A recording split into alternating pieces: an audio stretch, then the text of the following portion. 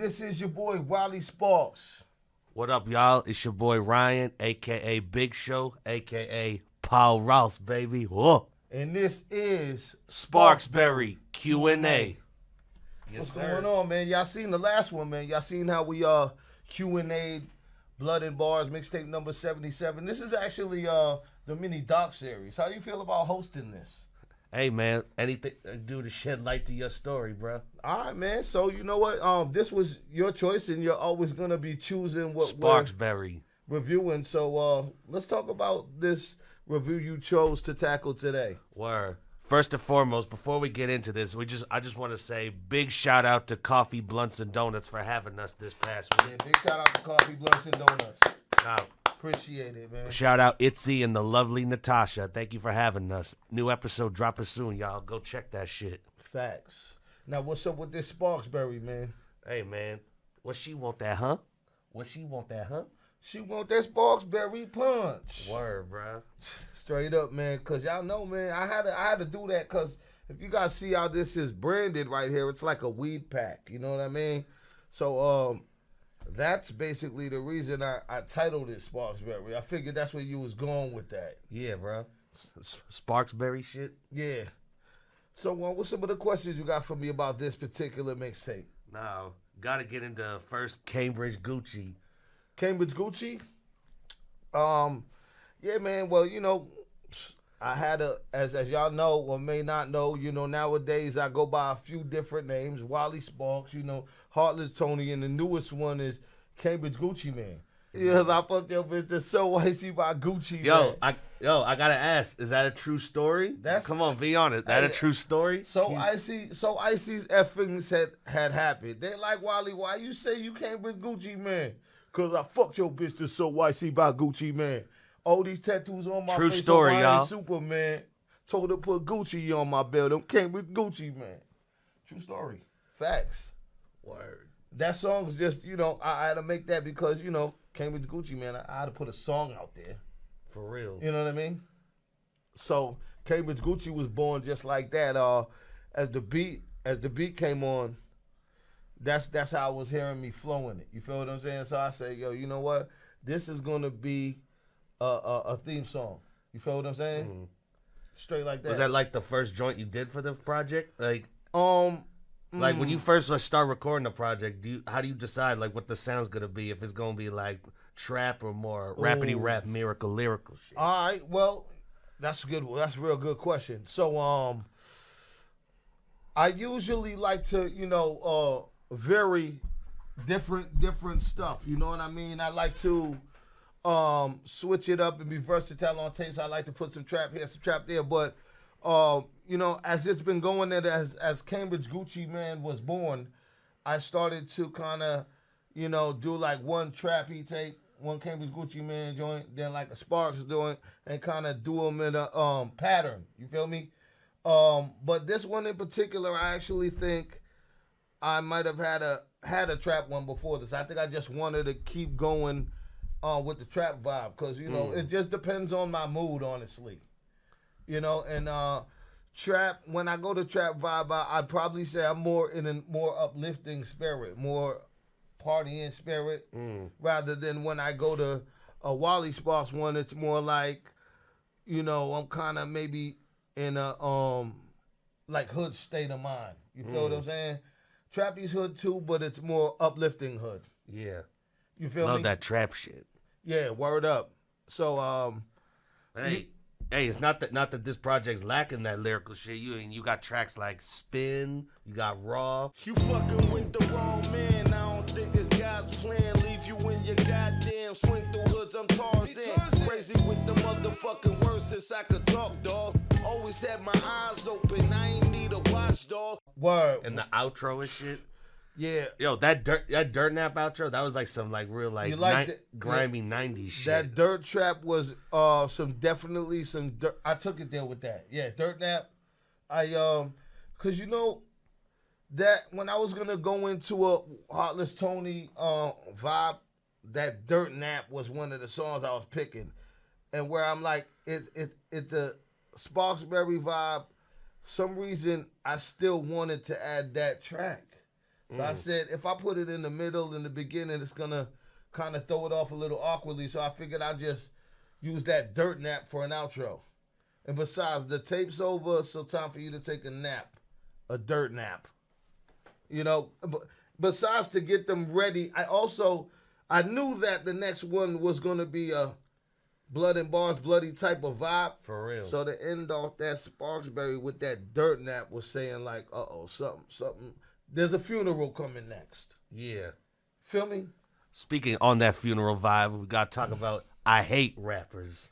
Ooh. Go hard in my rap degree, hustle like an athlete. Hardest take it back the street, come hit the avid match and leave. Shook them off my back, they weak. Play my songs can last a week. Wally going past the beat, rapper fan endorses tweet. I know you don't really hate all rappers and shit. That's a song I love, and actually that was a Heartless Tony vibe thing that I threw in there too. Felt like it was at the right point though. Just that song came up just because, you know, in this generation era we are, a lot of times a lot of rappers just come out and they're not necessarily this past year was definitely a down year for hip hop. Yeah, you feel me? So I hate rap is just like dedicated to the like new sound that comes out that just is just they want to say anything, you know. I hate rappers, the late rappers, I ate rappers, you know, like on the hook, I'm describing what types of rapper I hate. Also, you feel what I'm saying? Real personal one. Ever since my partner died. Since my nigga died, I don't go to the project. Since my nigga died, I don't go to that project. Yeah. Anyone specific you referred to, or like anything you can like? Yeah. You're able to talk about. Yeah, straight up. That was the first time like I went and recorded a track since I found out my nigga died. You know, my man. Big shout out to my man. Glizzy, Glocks, you know what I'm saying? A lot of people from NC and all over know Glocks, you know. My man Glizzy, he was out of Washington Elms Projects in Cambridge. I used to go over there and check him all the time since I moved down this area of Cambridge. You feel what I'm talking about? So he had passed away and all that, and like, you know, the first time since he passed away that I wrote a joint, you know, I was thinking about him a lot. So when that beat came on, I'm just like, since my nigga died, I didn't go to that project. So when I'm saying that, I'm talking about him. Because since my nigga died, I ain't been to that project. It ain't nothing against that project, but that's the reason I pulled up there all the time. For my man. Represent, big shout out to the P, Port, Washington Elms and all that Newtown Court. Putting them gardens. Woodrow Wilson. Woodrow Wilson. You know, all the PJs. Big shout out to Kev, Dub A. The squad is out here. Shout out Kev, y'all. Yeah, so I love that song, and you know, it's a homage. Even though our peoples is gone, we're always still gonna rep them. Hey, gotta talk about the man. Shout out Becky Lynch, but this the man right here. Ooh. Run and tell your niggas I'm the man over here. Go run and tell them hoes that I'm the man over here. Just woke up with your bitch, you need a man over here. Back in my old hood, I made some bands over there. Brody got a flag on, I'm on every platform. Run me up a check, a nigga trying to bring a bag home. Bitch said I was hot, I told her tell me something. I don't know, like what's the charge for the brick? I'll break it down and hash it all. That song, yeah, that's one of my favorite tunes. I remember shooting that shit with you. We was all over the square with that. I love that joint. We had everyone in the square repping SPARKXBERRY. Yeah, I love that song right there. Doing that. The beat's hard.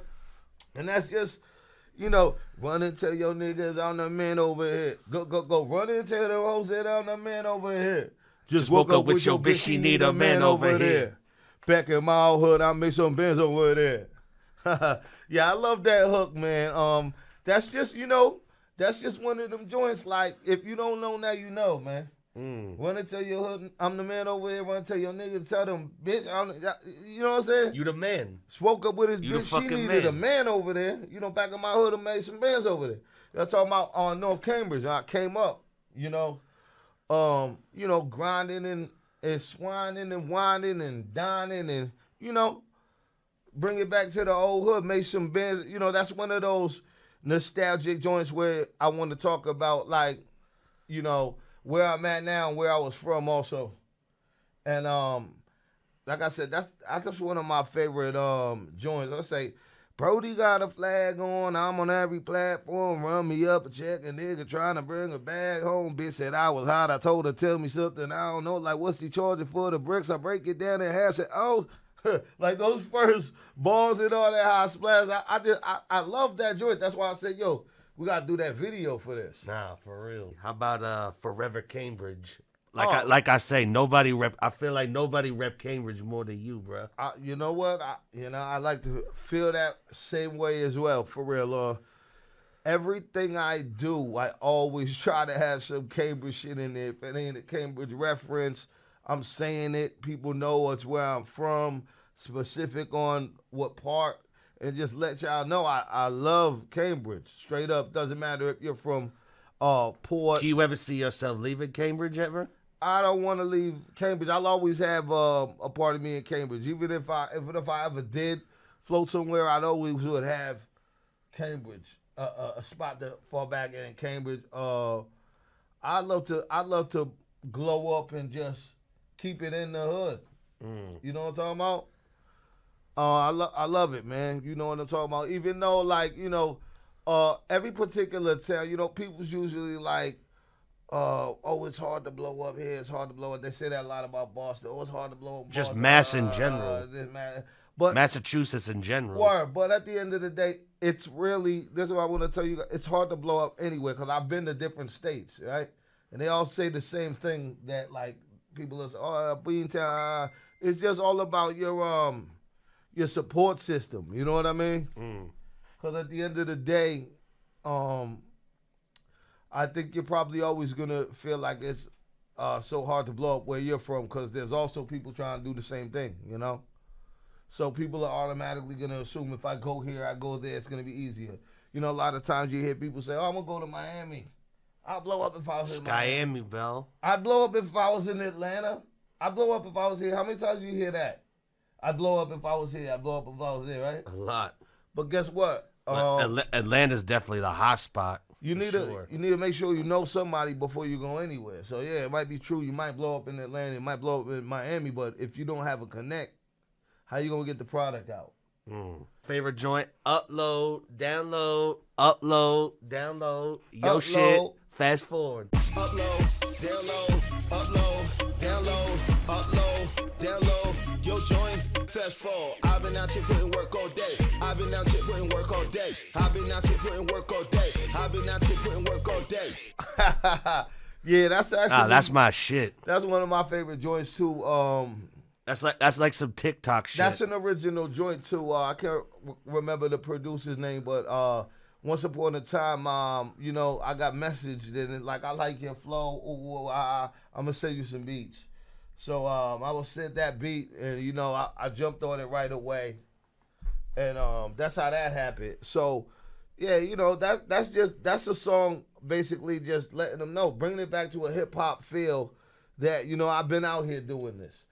It's either upload or download with me, or both. Upload something, then you download it, But either way, something's always getting put out, and hey, like I said, your track, fast forward. That's just, hey, if it's fast forwardable, it's fast forwardable, But yeah, man, I love that work, that track because, like I said, it's just a homage to me coming up on the grind and what it takes to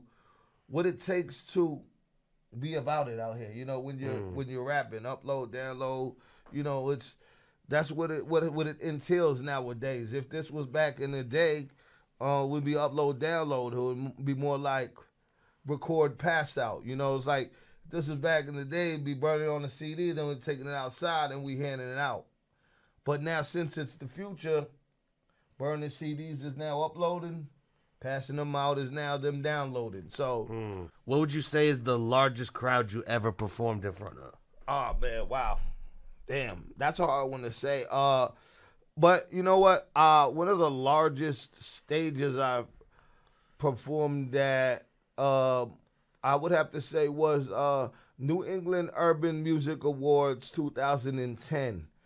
Now, back in 2009, we had won 2 awards in one night. I won one award for Best Male Rapper, 2009. Best new artist. And won for Best Promotion Company, which was Air to the Streets. Word. So we had won back then. We didn't perform at that particular one. The next year we did. We had our dressing rooms and everything. And I'd have to say at the newly renovated Strand Theater, as it was called at the time, that was a very large crowd. You know what I'm saying? Definitely would say that's one of the largest crowds I performed in front of, aside from California. I went once upon a time to California. I did a show alongside Takitha, 8-Ball, MJG, and a few other of my Cambridge comrades. That was a very big like crowd. How big we talking? Like thousands? Yeah, thousands. It was humongous. It was definitely the biggest stage I've ever been on. Okay, let's just put it like that. All right. And then of course, how much preparation goes into a performance like that? A lot. You know, I was just in the, you know, doing how I do in the hotel room, rehearsing my tunes, and just getting myself amped up like I always do. You know, I had the team with me and stuff like that, so they was all hyping me up and waiting for me to go. You know, tell me when to go. Tell me when to go. Ooh. So that and definitely like the Middle East. You know, Middle East and also Hoppers. Shout out the Middle East. Also Hoppers Ferry in Brighton, which is now Brighton Music Hall. I love that place. Lot of large in there. Hoppers Ferry, you know, open for Mega, Slain, you know, Ill Bill, a Styles lot of big names. AZ, Cassidy. You know, I've opened up for Cassidy. Cassidy was at the Middle East. I've opened up for Cassidy. That was also a very big. Yo, Tony Yayo, come to the Middle East. My man right here hooked it. Tony Yayo, make 50, it happen. 50. Let's, you know, just did that 100. What was that 100? final lap tour. That tour, right? Make a couple other stops. You know what I mean? Come out to Cambridge. My man got you. Come out to Cambridge, 50 Cambridge Gucci, man. Tony Yayo, stand up. Yup. Gee, you Ned. So those are definitely some of the larger stages right there. You know, there's been a lot. Some clubs and stuff like that, but those were the most, like, you know, you got a lot of diehard fans that go to the Middle East. Oh, yeah. So their audience is usually very much so into what's going on stage. You got any crazy performance stories? Like what's the wildest shit you seen in the crowd and all that? There's often a lot of stuff. Me personally, you been flashed at all? Oh yeah, there's flashings. There's all kinds of stuff. There's a lot of stuff that goes on. Like when you're an artist, you'll see a lot of stuff going on. Like, you know, there'll be plenty groupie incidents and all that. You know, the girls, they might flash. The dudes, they might. Diehard fans are just wild. But once upon a time, I remember seeing in the crowd when I was actually going to perform at a show. Man, you know what? This Q&A, Wally Sparks, let's just say, all right. So I was doing the show. I think Slain was performing, I was performing, whatever. Millie's and them was performing and all that. Big shout out Millie's. Cambridge Zone. CMB, stand up. So he got a lot of people that really back him up and stuff like that and hold him down and watch his back, so it's a good thing. So once upon a time, I was at the show, you know, waiting for my part to come up, and he was performing, doing his thing. Ooh, ooh, ooh. And he has a lot of diehard fans, okay? He has a lot. There was this one particular fan, he might have been a little too hard of a diehard fan. I believe he actually, like, ran up to the stage. I don't know if he got on the stage with Millie's or whatever. Oh, yeah, I think I remember you telling me this one time. While he was performing or whatever, but they stomped him out. He got up and he quickly got down. Let's just say his team made sure that situation was eradicated. The show kept going on, you know, dudes did it, but you know, sometimes you see stuff like that happen. Next one, we was gonna talk about Gucci. Oh, what's that? Gucci, Cambridge, Gucci, Cambridge, Gucci, man, they gonna hear me. You got fans in Japan? Cambridge. Yeah, okay, I know what you're talking about. Cambridge Gucci Man. Yeah, okay. That was actually a joint I was going. I said that. How I said that. Cambridge Gucci Man. Cambridge Gucci Man. Cambridge Gucci Man. They gonna hear me in Japan. You got fans in Japan, bro? So yeah, how that hook came about, I was just actually that's wild that you had that one, cause I was just randomly one day looking at my algorithms, you know, on DistroKid or whatever, TuneCore, just kind of browsing and see what spots are bumping me, and actually, you know, Japan, it was a big number of, you know, and I was like, wow, you know what I'm saying? So. That's why. You never know, y'all. That's never how know. That beginning of that hook came. They gonna hear me in Japan, cause as I'm doing Cambridge, Gucci, Cambridge Gucci